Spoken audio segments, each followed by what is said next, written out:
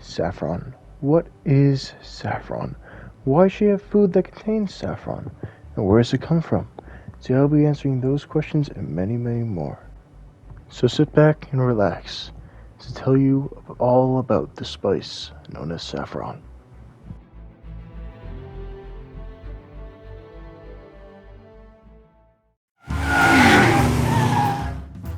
So what exactly is saffron?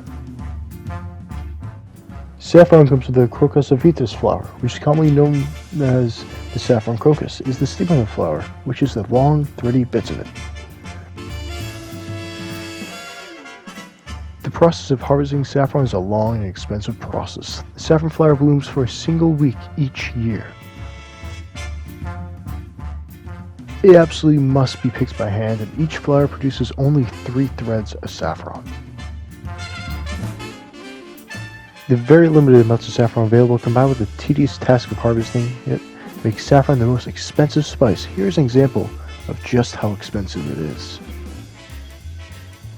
The company Box Nutria sells 250 grams of sea salt for $1.08. Now let's compare that to how much they sell 250 grams of saffron for.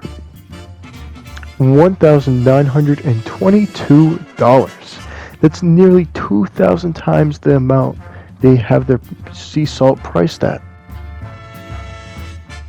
So where exactly does saffron come from?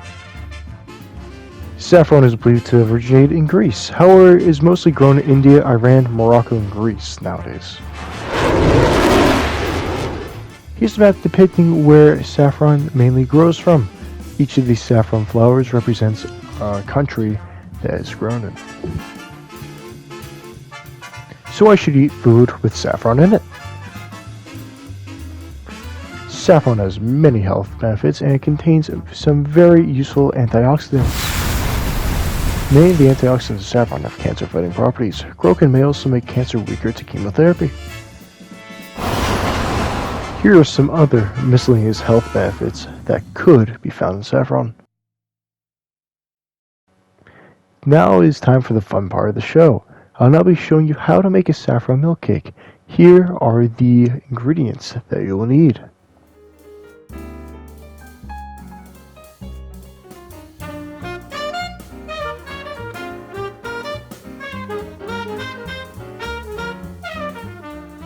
And now onto the recipe. So preheat your oven to 340 degrees Fahrenheit and mix the butter and sugar together for about 5 to 7 minutes with a mixer, or you can do it by hand to make sure it's fully incorporated. Now you're going to want to use, you want to add the eggs in one by one. Then you want to take a saffron and water mixture and add that in along with the vanilla. This will create a really immaculate batter. Add dry ingredients. Then we're going to want to do is you want to take an 8x8 cake tin that is well buttered and spread the batter out evenly. And you're going to want to put in the oven for about 20 to 25 minutes at 340 degrees Fahrenheit.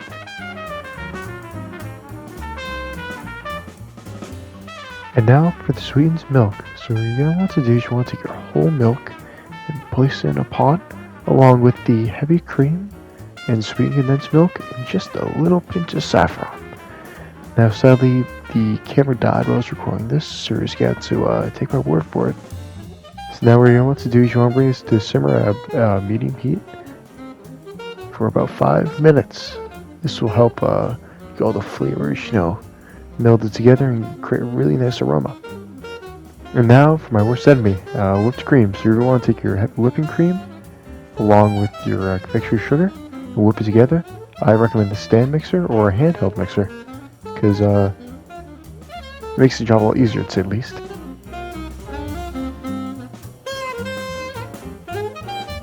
I look so disappointed.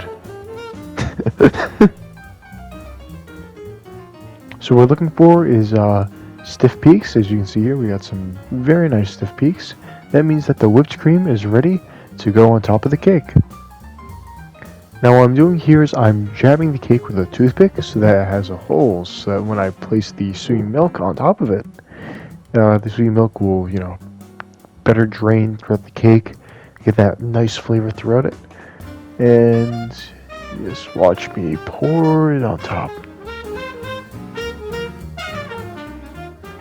Now to evenly spread the whipped cream on top of it, I'm going to be using a rubber spatula to do this. Your goal is to get it nice and smooth.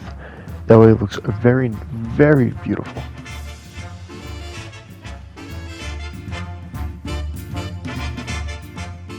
And now it's time for plating. So we're going to pour a little bit of the milk on top of the plate and place the saffron milk cakes on top of it. That way they absorb the milk.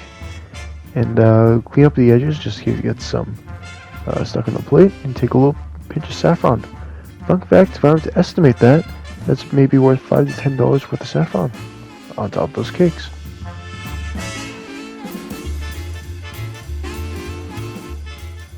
And now for my personal favorite part, the taste test. As you can tell, I'm surprised of how amazing it tasted. It's my first time trying this recipe and it blew my mind. I just want to say before we go, a very special thanks to Ryan Raymond, Kim, Caroline Lindsay, Ujia Nadim, and Andy Bargani for the recipes and information used in this cooking video. Going down without y'all. I just want to say thank you for watching. I hope you all have a great day, and until next time, arrivederci.